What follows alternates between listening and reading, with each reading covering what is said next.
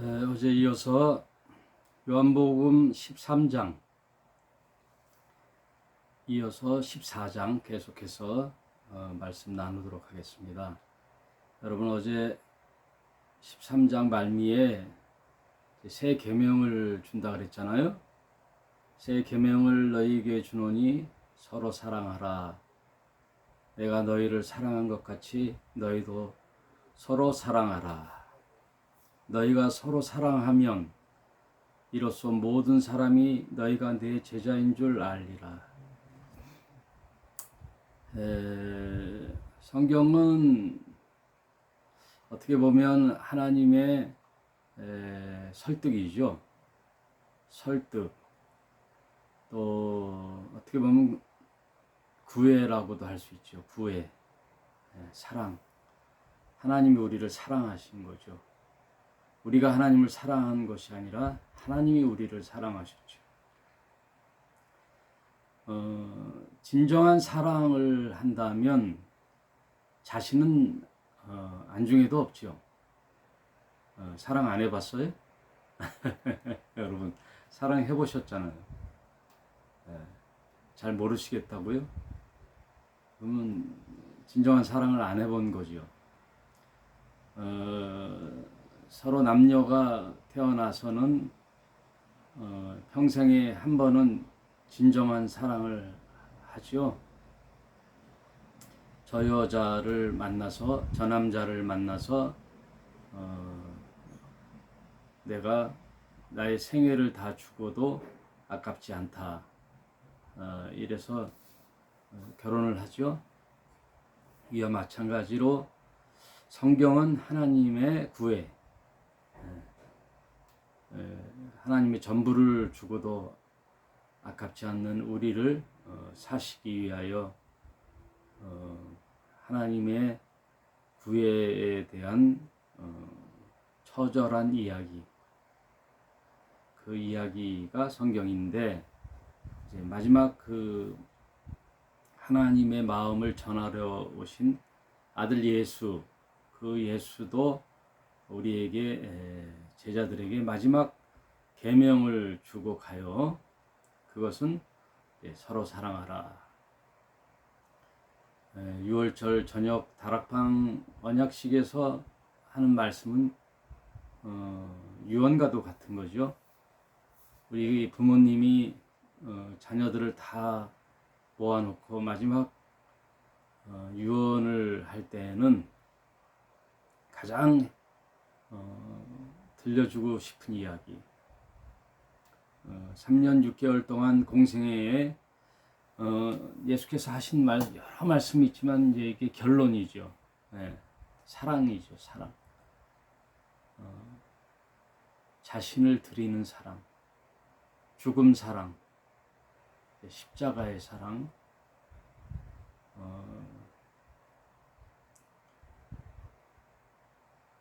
그 예수께서 하신 말씀이 뭐예요? 한 가지 말씀이에요. 율법에는 두 가지가 있었잖아요. 하나님 사랑, 이웃 사랑. 이것이 선지자의 대강령이니라 했는데,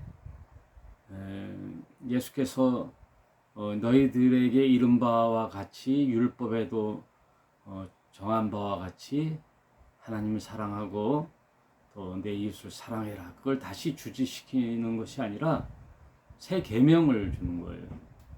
새 계명. 그것은 뭐냐 하면 자세히 풀어보면요, 하나님과 예수님께 좀 송구스럽지만 이런 말씀이에요. 나는 됐다. 나는 됐다. 제가 하나님 심정으로 이거 무슨 마음으로 이런 얘기를 하셨을까 한번 생각해 보니, 나를 건사하고 나를 향한 너희의 마음은 접어두고더라도 너희들 사랑해. 너희들 서로 사랑해. 부모님이 우리는 괜찮아. 시골 부모님들이 우리는 괜찮다. 너희들 싸우지 말고 잘 살아라. 어릴 때는 형, 동생, 누나, 언니 하면서 서로 잘 우애 있게 살다가 장성하여 어른이 되고 또 각기 자기 길도 가고 또 자기 가족을 만들고 결혼해서 이제 며느리도 있고 사위도 있고 이러면요, 어린 시절과 같지 않잖아요. 다 제 밥그릇 찾기에 혈안이 되고 예? 우리 가족, 우리 식구 그러니 형제의 분란이 많아요. 특히 부모님이 집 한 채라도 재산이 있으면 형제는 평안하지가 않아요. 늘 그걸 생각하죠. 어떻게 하면 저 집 담보해서 돈 좀 뺐을까? 내가 힘들면 그 생각부터 난다. 자식들은 그런데 부모님의 마음은 자신들을 돌보기보다는 너희들 잘 먹고 형제간에 어려울 때 도와주고 의에 있게 자라라, 살거라, 그 얘기죠. 그게 서로 사랑하라. 서로 사랑하라. 명절날 보면은 그 손주들 데리고 6시간, 7시간 막 고속도로 막히는데도 명절날 고향집에 찾아가는 게 1년에 뭐 두세 번? 그것도 안쓰러워서 부모님은 어때요? 역규성이 되죠. 서울로 올라온단 말이에요. 아들 집으로 올라온단 말이에요. 부모님이. 거꾸로. 네? 자식 새끼 힘들까봐. 손주 새끼들 힘들까봐. 이게 부모의 심정이에요. 절대 부모의 심정은 자신이 부모가 되지 않고서는 모르지요. 이게 내리사랑이란 말이에요. 그래서 제가 하나님 사랑, 죽음 사랑, 그 죽음 사랑은 우리를 살리는 말씀 사랑, 그 십자가의 사랑 하나 마음 알자 그랬잖아요. 그 마음 알아서 하나님을 뭐 섬기느니 뭐 하나님께 뭐 하느니 그건 접어두고 내리사랑. 그래서 여기서 서로 사랑하라 이 얘기예요. 그래서 요즘 제가 통독하면서 매일 한 구절씩 성경 올려놓는데 갈라디아서를 하죠. 요즘 갈라디아서 5장에도 그 말씀 있잖아요. 갈라디아서 5장 13절에 형제들아 너희가 자유를 위하여 부르심을 입었으나 그러나 그 자유로 육체의 기회를 삼지 말고 오직 사랑으로 서로 종노릇하라. 여러분 이 성경 이야기가요 종교가 아니에요. 무슨 계율을 지키고 무슨 뭐 율법을 만들어서 율법을 지켜서 하나님께 눈도장하고 이쁨 받으려고 하는 게 아니란 말이에요. 자유예요, 자유. 모든 것들로부터의 자유예요. 네? 뭐에 얽매이지 말란 말이에요. 자유. 복음이라는 것은 노비 문서를 찢어버리는 거예요. 소각시켜버리는 거예요. 노비 문서를. 네? 대를 이었던 노비 문서잖아요. 그 노비 문서가 뭐예요? 죄의 종로를 했단 말이에요. 죄의 근원은 뭐예요? 마귀잖아요. 마귀에게 종로를 했다. 마귀의 자녀들로 살았다 이거예요. 너희들은 흑암의 자녀였다 이거예요. 흑암의 자녀. 그런데 이제 그의 죄의 종로로 탄 것을 없이 했다는 것은 뭐예요? 예수의 십자가의 그래서 죽음의 은혜예요. 죄사함. 예수의 대속 제물. 그 대속이라는 말이 이제 리뎀션, 갚아주다라는 뜻이에요. 그 의미가 값을 치르다.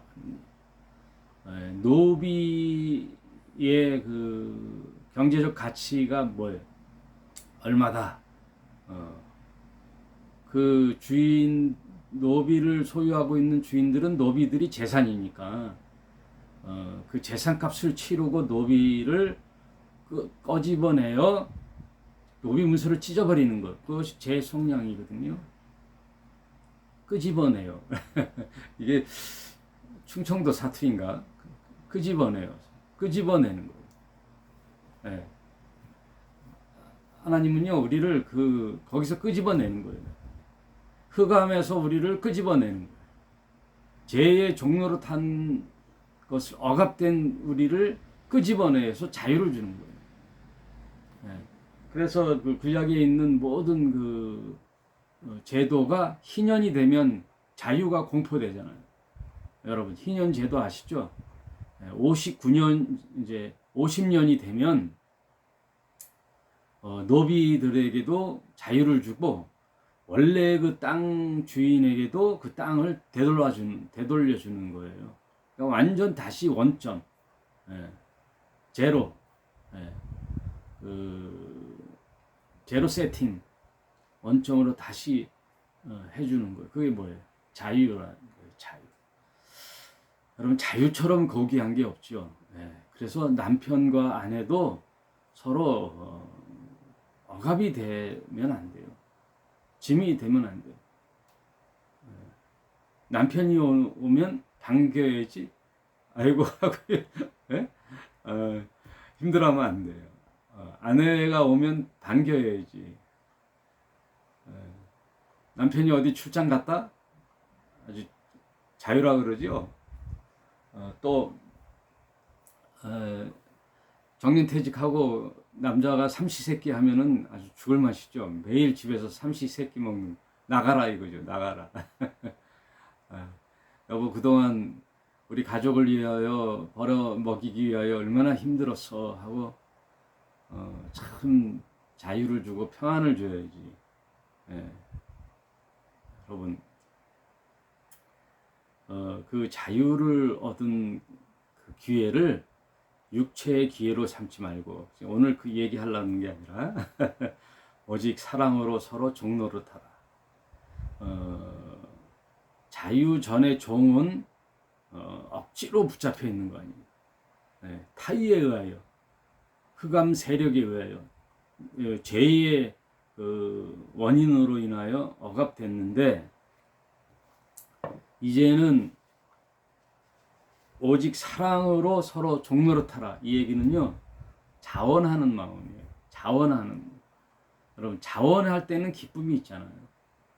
억지로 시킬 때는 그 노동이 힘들어도 자원할 때는 힘든 줄 모르죠. 기쁨이 있죠. 이제 이 얘기 하려고 그랬는데, 원래 14절. 온 율법은 내 이웃 사랑하기를 내 몸같이 하라 하신 한 말씀에 다 이루었나니. 네? 바울도 이걸 알잖아요. 오늘 예수님이 하신 말씀이랑 똑같잖아요. 네? 서로 사랑하라. 이걸로 새 계명을 주시듯이 바울도 온 율법이 내 이웃 사랑하는 걸로 다 이 한 말씀에 다 끝났다는 얘기예요. 다 이루었다는 거예요. 이웃 사랑. 바울이나 예수님이나 가만 신약에서 와 보면요, 하나님께 뭐 하라는 내용이 사실은 그 내용을 가만히 들여보면 너를 위한 거예요. 다 우리를 위한 거예요. 사랑이란 자신을 돌아보는 게 없어요. 이런 핵심을 알았던 바울이 사랑은 자기 유익을 구하지 아니하고, 사랑은 무례히 행치 아니하고, 자기 유익을 구하지 아니하고, 모든 것을 참으며, 모든 것을 견디며, 모든 것을 바라고 있는 거예요. 사랑 앞에는요, 예언도 패하고, 방언도 패하고, 지식도 패하느니라. 뭐 대학원 졸업하고 박사학위 받았다고요? 그거 아무것도 아니에요. 사랑 앞에는. 섬처녀를 그냥 초등학교 1, 2학년도 제대로 못 다닌 그 섬처녀의 그 순수한 마음을 사랑하는 그 마음 사랑 하나뿐이지, 세상에 무슨 스펙, 율법, 지식, 방언, 예언 이런 게 다 패한다니까요. 아직 여러분 지식이 중요하고 방언이 중요하고 뭐 종교적 규례가 중요하고 절차가 중요합니까? 아직 초등학문에 머물고 있는 거예요. 아직 성경의 초보 단계에 있는 거예요. 성경의 깊은 진리의 말씀 본질인 사랑에 아직 입문이 안 된 거예요. 예? 여러분 입문이 안 됐어요. 종교의식 뭐 그래도 이게 중요합니다. 어린 시절에는 그런 게 중요했지요. 가르치기 위해서. 그것도 하나의 사랑이지만 진정한 성경의 높은 경지, 그리스도의 믿음의 분량까지 충만히 이르기까지 경주하라 그랬잖아요. 그러니 사랑을 알면요 모든 것이 그 앞에 패하는 거예요. 그래서 서로 종노릇하는 거예요. 서로 섬기는 거예요. 내가 안 보여요. 사랑을 하면요 눈이 멀어요. 나에 대한 게 없단 말이에요. 다 너만 보여. 너만 보이는 거예요. 네? 드라마에서도 그러잖아요. 내 안에 너 있다. 나는 돌볼 그게 없어요. 다 사랑하는 자를 위하여. 사랑하는 자가 넘어지려고 하면 안 다치게 그 밑바닥에서 넘어지는 거지.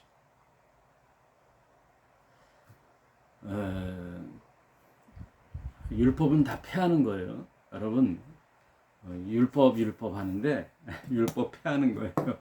네? 율법의 안에 있는 사랑의 본질만 끄집어내는 거예요. 그래서 예수께서 서로 사랑하라. 그걸로 다다. 서로 사랑하면 그걸로 다다.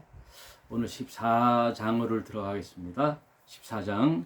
너희는 마음에 근심하지 말라. 하나님을 믿으니 또 나를 믿으라. 하나님을 믿으면 또 예수를 믿게 되죠. 또 예수를 믿으면 그 보내신 자 아버지를 믿게 되는 거예요. 내 아버지 집에 거할 곳이 많도다. 그렇지 아니면 너희에게 일렀으리라. 내가 너희를 위하여 처소를 예비하러 가노니 가서 너희를 위하여 처소를 예비하면 내가 다시 와서 너희를 내게로 영접하여 나 있는 곳에 너희도 있게 하리라. 여러분 이 구절을 잘못 착각해서요. 어느 날 먼 훗날 지구의 종말 때 예수께서 재림할 때 이루어진 일이라고 생각하면 안 돼요. 네? 더블 미닝, 이중 의미예요. 우리도 삶이 이중이잖아요. 수천 년 역사, 인류 역사의 시간 속에서 어느 한 순간을 살아나는 나가 있잖아요. 2023년 지금 현재 저는 1961년도에 태어나 지금 60이 넘는 이 2023년에 오늘을 살아가는 역사 속에 인류 역사 속에 내가 있고 지금 내 나이만큼 내가 살아가는 나이의 히스토리가 있잖아요. 인류 역사의 히스토리가 있고 또 하나는 나의 히스토리가 있잖아요. 그 나의 히스토리는 지금이란 말이에요. Now and here. 지금 여기. 인류 역사는 내가 에덴 동산의 아담의 자리에 가보질 않았단 말이에요. 그땐 내가 없었죠. 예? 아브라함 때, 노아 때, 모세 때, 다윗 때, 예수님 당시 때 내가 없었잖아요. 내가 없었으나 인류 역사의 현장은 있었잖아요. 그 현장은 어떻게 알 수 있어요? 기록의 책을 보고 알 수 있단 말이에요. 성경을 통해서 크로노스의 시간에 인류 역사의 히스토리를 알 수 있는데 반대로 동시에 내가 사는 지금 1961년도에 태어나 지금까지 살아가는 마이 히스토리가 있단 말이에요. 그거는 현재 나예요. 이 성경이 그래서 그때 그 시간을 지금 내 시간으로 끌고 와야 된단 말이에요. 성경의 그 장소에서 지금 내 장소로 끌고 와야 된다는 거예요. 예. 그래서 이중적 의미가 이걸 분별해서 봐야 되는 거예요. 그래서 오늘 성경에서도 14장을 그렇게 이해해야 돼요. 여러분, 에덴 동산에 아담이 있었지만 성경 오늘날 지금 이 현 시점에서 읽는 이 성경은 내가 그 에덴 동산으로 가 있는 거예요. 그래서 선악과를 따먹는 그 현장에 누가 있어요? 내가 있는 거예요. 왜? 오늘날 성경을 읽는 독자이기 이해되시겠죠? 이게 굉장히 중요한 거예요. 성경을 오늘날 내가 읽는 독자로서의 이 성경이 그 말씀이 살아 움직여 내 생명의 말씀이 되려면 내가 그 현장 속으로 들어가야 되는 거예요. 에덴 동산의 아담은 나예요. 그래서 내가 하나님 되어 살려고 했던 그 욕심이 아담처럼 다 있었단 말이에요. 네? 내 멋대로 살았잖아요. 내가 내 주인 되어서. 네? 그래 어느 날 성경을 읽어보니 이게 아니구나 하고 내 인생에 나는 사라지고 내 안에 누가 들어와? 생명의 주인이신 예수께서 내 안에 들어와서 함께 죽고 그리스도께서 함께 부활하여 나는 옛사람으로 함께 예수와 함께 죽었고 또 그리스도와 부활하여 그리스도와 함께 다시 살아나는 거예요. 그럼 오늘날 살아가는 게 성경 2의 현재 진행형이란 말이에요. 그러므로 너희는 마음에 근심하지 말라. 하나님을 믿으니 또 나를 믿으라. 현재 내가 믿는 거예요. 내 아버지 집에 거할 것이 많도다. 그렇지 아니하면 너에게 일렀으리라. 내가 너희를 위하여 처소를 예배하러 가노니. 이건 역사의 크로노스의 현장 속에 언젠가 이루어질 이야기지만 현재 예수께서 그리스도로 오는 그 시점이 내가 아버지 집에 거하는 거예요. 오늘날 내가 거하는 거죠. 그 거함이 지금 이루어지고 오늘날 크로노스 시간이 완전히 종결되는 어느 요한계시록의 어느 시점에 인류 역사가 다 끝났을 때 그때 우리 믿는 모든 신자가 주 하나님과 그의 아들 예수와 그리스도와 하나가 되어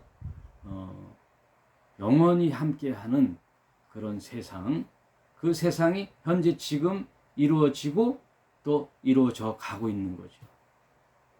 이걸 잘 이해해야 돼요, 여러분. 그래서 성경의 모든 시점은 현재 나다 이거예요. 내가 사는 것이 현재요. 내가 오늘 살다 죽으면 오늘이 종말인 거예요. 그러니 그 재림 예수는 언제 와야 돼요? 지금 나에게 와 있었고 지금 함께 공유하고 살아가는 거예요. 지금이 천국이잖아요. 지금이 살아가는 천국이에요. 가서 너희를 위하여 처소가 예비되면 내가 다시 와서 너희를 내게로 영접하여 나 있는 곳에 너희도 있게 하리라. 내가 가는 곳에 그 길을 너희가 알리라. 도마가 가로되 주여 어디로 가시는지 우리가 알지 못하거늘 그 길을 어찌 알겠습니까? 예수께서 가라사대 내가 곧 길이요 진리요 생명이니 나로 말미암지 않고는 아버지께로 올 자가 없느니라. 너희가 나를 알았더라면 내 아버지도 알았으리로다. 이제부터는 너희가 그를 알았고 또 보았느니라. 장차 세상 종말 예수 재림 때 아는 게 아니라 그때 아버지를 보는 게 아니라 이미 예수를 본 자는 아버지를 본 자라 그랬잖아요. 현재 시점이란 말이에요. 과거 완료란 말이에요. 빌립이 가로되 주여 아버지를 우리에게 보여주옵소서. 그리하면 족하겠나이다. 예수께서 가라사대 빌립아 내가 이렇게 오래 너희와 함께 있으되 네가 나를 알지 못하느냐. 나를 본 자는 아버지를 보았거늘 어찌하여 아버지를 보이라 하느냐. 이런 말씀이 전혀 이해가 안 되는 거예요. 예? 장차 재림 예수를 기다리고 있으면요, 지금 당신에게는 예수가 없는 거예요. 그리스도가 없는 거예요. 예? 죽어야 저 천국에 간다? 그럼 지금 천국이 아니잖아요. 죽어 4, 5세기에 간다? 그게 아니란 말이에요. 성경의 모든 이야기는 오늘날 나의 시점으로 이해해야 된다. 그러나 성경 전체 이야기는 객관적인 이야기가 있다. 그리고 그 성경 하나하나의 말씀이 레마로 나의 생명으로 움직이는 생명체로 진리로 올라면 지금 현재 나에게 도킹되어 와야 된다. 말씀이 육신이 되어 오는 거예요. 내가 나의 삶에 이게 아버지를 본 예수를 본 자는 아버지를 본 거라 그러잖아요. 이 말씀들이 이해가 안 되는 거예요. 그러면 일단 아버지와 예수님이 대상이 되면요 종교가 되는 거예요. 여러분 이 말 잊지 마세요. 이게 굉장히 중요한 거예요. 저 천국에 있는 하나님 아버지가 대상이 되면요 너에게는 하나님이 없는 거예요. 그러므로 대상이 되면요 우상이 되는 거예요. 대상이 되면요 종교가 되는 거예요. 그래서 교회 가가지고 막 부르짖어 하나님께 자기 소욕을 채우고 네? 기도하고 부르짖어 기도하라 그러잖아요. 부르짖어라는 말이 그런 뜻이 아니에요.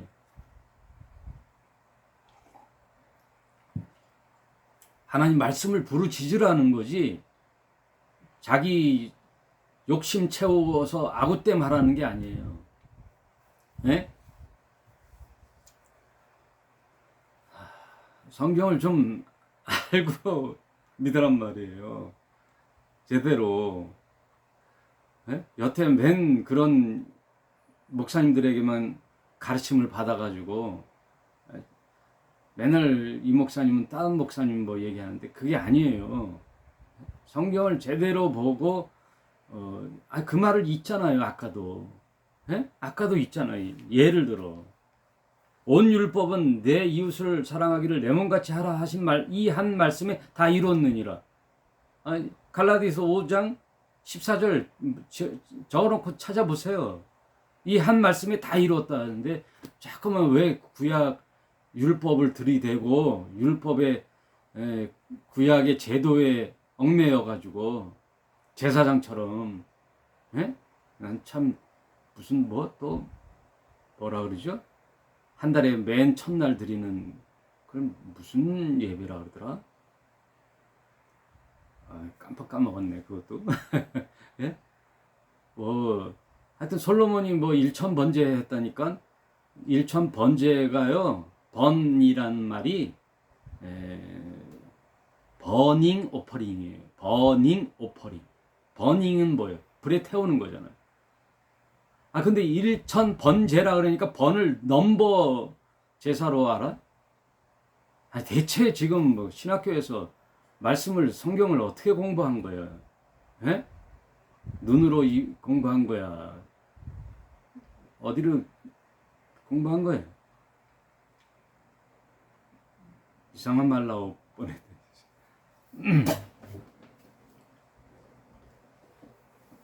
뭘로 공부한 거예요? 네? 일천 번제 솔로몬이 제사를 드렸더니 하나님이 꿈속에 나타나 너의 소원을 빌라 했더니 백성을 재판하기에 두려우니 지혜를 주시고 백성을 잘 다스리게 해달라 그랬더니 그 생각이 가득하여 지혜를 줄 뿐 아니라 부귀와 영화도 주었다. 그러니 부귀와 영화를 채우려니 일천 번제를 드려야 된다. 그 번이 버닝 오퍼링이 아니라 불에 태우는 게 아니라 넘버 카운트가 돼가지고 첫 번째 제사, 두 번째 제사 그게 이제 예배가 돼가지고 첫 번째 예배, 새벽 예배 때 그때마다 제물을 드려라, 헌금을 드려라, 10,000원씩 드려라, 네? 최소한 10,000원씩 드려라. 그러면 일천 번제 끝나는 날 그 봉투에다가 소원을 빌어서 마치면 소원이 이루어진다. 이런 개떡 같은 소리가 어디 있어요? 입에서 이제 쌍소리 나오네. 이런 개 같은 경우 성경을 개 같은 경우로 읽으면 어떻게? 넘버로 카운터로 읽어?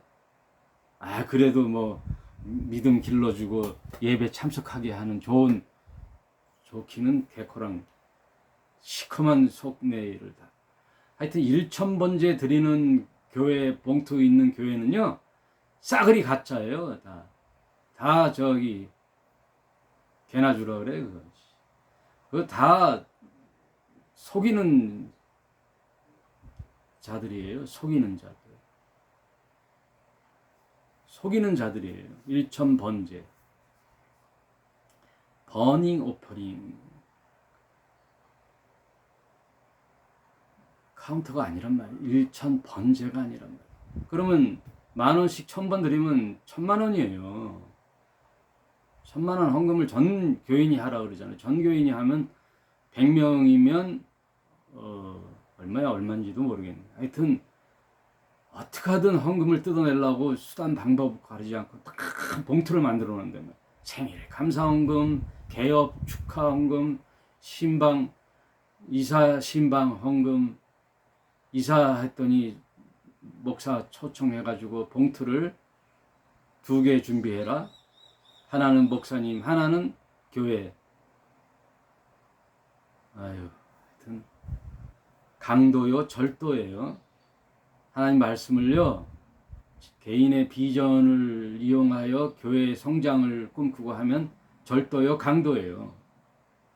제가 좀 심한 말을 하는 것 같아도 아니에요. 진리에 벗어난 얘기를 하면 막 절제가 안 돼. 100번 양보하더라도 1,000번째는 그런 카운터가 아니에요. 넘버 오퍼링이 아니란 말이에요. 아무튼 구약에 드렸던 모든 제도는요 폐하는 거예요. 뭐로 다 끝냈다? 이웃 사랑의 한 말씀으로 다 이루었다. 성경 있는데 왜 딴 얘기를 자꾸만 해요? 여러분 보세요. 구약에서 점점점 확연히 진리가 드러나고 하늘의 실체가 오시고 확립이 되잖아요. 그럼 지나간 그림자나 이미지나 그 상징적인 거나 이런 것들이 다 패한단 말이에요. 그 본질은 있어요. 그 하나님께서 무슨 뜻으로 그랬는지 그거는 교훈이 돼서 오늘날까지 다 그게 일맥상통하는데 시대마다 그때에 있는 인류에게 요구했던 하나님의 제도가 틀리기 때문에 그 제도의 형식은 바꿔진단 말이에요. 옷은 갈아입는 거란 말이에요. 네? 지금 오늘날 이조 시대처럼 갓 쓰고 도포 쓰고 수염 기르고 살면 돼요 안 돼요? 현대 시대에. 네?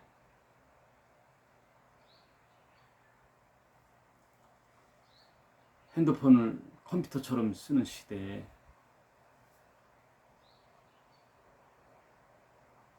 그러나 옛날 우리 선조들의 예의와 선비들의 그 정신 이런 거는 이어받는 거예요. 착각을 하지 마시고 구약의 모든 제도는 폐하고 그 제도 속에 있는 의미와 본질만을 교훈으로 삼는 거예요. 그게 다 뭘로 다 집약됐다? 서로 사랑으로 집약된 거예요. 서로 사랑하라. 서로 사랑하라. 그래서 종교는 폐해지는 거예요. 개신교의 모든 종교적 절차는 폐해지는 거예요. 다 사랑 안으로 합일이 되는 거예요.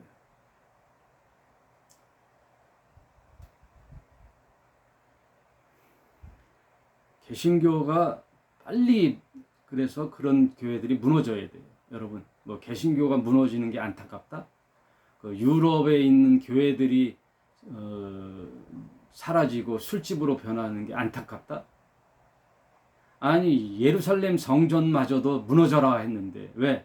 성전의 본질을 상실한 그 건물 따위가 무슨 소용이 있어요? 다 그러니 예수께서 무너져라 그랬죠. 무너뜨려라. 그 본질 실체인 성전이신 예수가 왔는데 건물 성전 가지고 성전 하고 있어요? 지금도 마찬가지예요. 예? 예배 건물 찬란하게 황금 뜯어다가 지어놓고선 뭘 예수 정신을 찾아요. 사랑의 교회 무슨 또 얘기하려면 시간이 가니까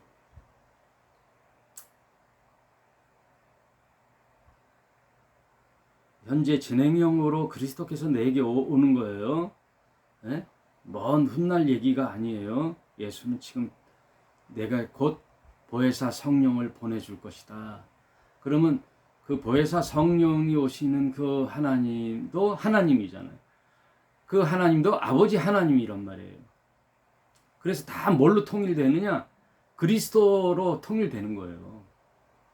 하나님이 하나가 그리스도로 통일되는 거예요. 성령 그리스도로 통일되는 거예요. 성령이 뭐예요? 영으로 오는 예수.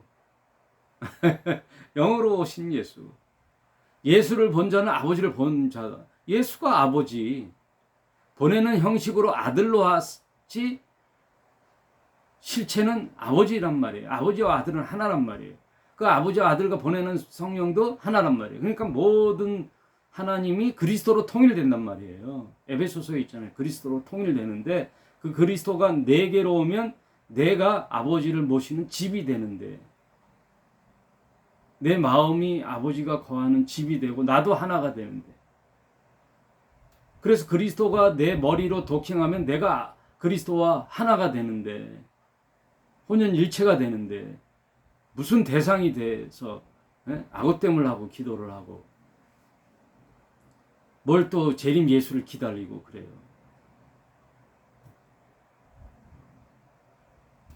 이게 요한복음의 주제예요. 나를 본 자는 아버지를 보았거늘 왜 보이라 하느냐 빌립아 10절 나는 아버지 안에 있고 아버지가 내 안에 계신 걸 네가 믿지 아니하느냐.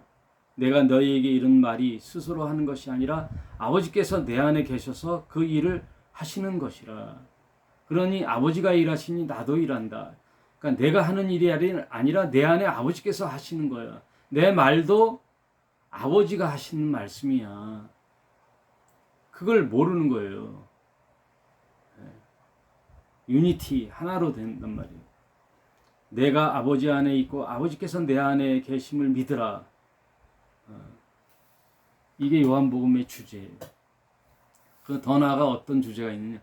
그 아버지와 함께 있는 예수 그리스도께서 내가 너 안에, 네가 내 안에, 그래서 나와 하나가 되는 거예요. 그래서 하나님과 내가 연합되면 나도 신이 되는 거예요. 내가 그리스도가 되는 거예요.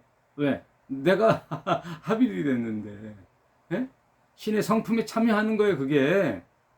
예? 뭘 신의 성품을 해석해. 신의 성품에 참여하는 게 내가 그리스도가 되는 거예요. 그래서 내가 하는 말이 다 그리스도의 사복음서 강물처럼 흘러 넘치는 거예요. 나오는 거예요. 그래서 잠자는 자들아 깨어 일어나라. 이거는 내가 복음을 전하는 거예요. 오늘 말씀이 길어져서 또 녹화 방송이 넘어갔네요. 아버지가 내 안에 내가 너희 안에.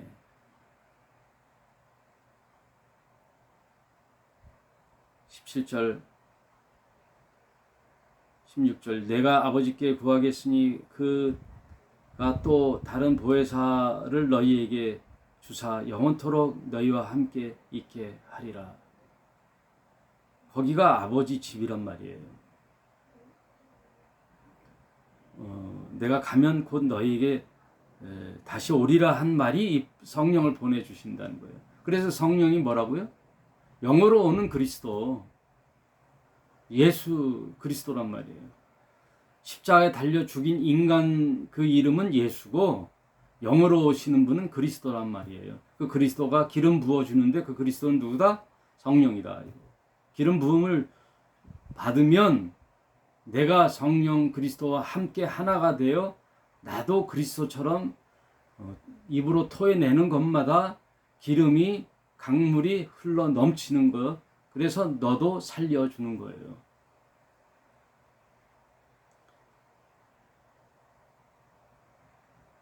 저는 진리의 영이라 세상은 능히 저를 받지 못하였나 이는 저를 보지도 못하고 알지도 못합니다. 세상은 몰라요.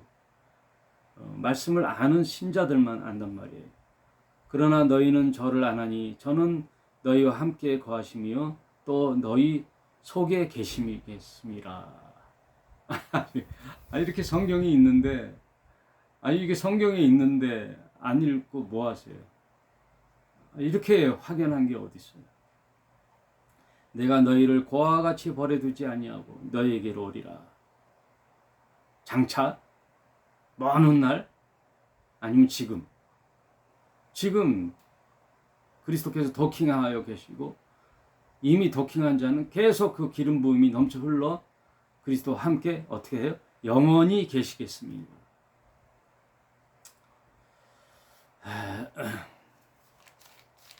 오늘 말씀 여기까지 하는데요. 여러분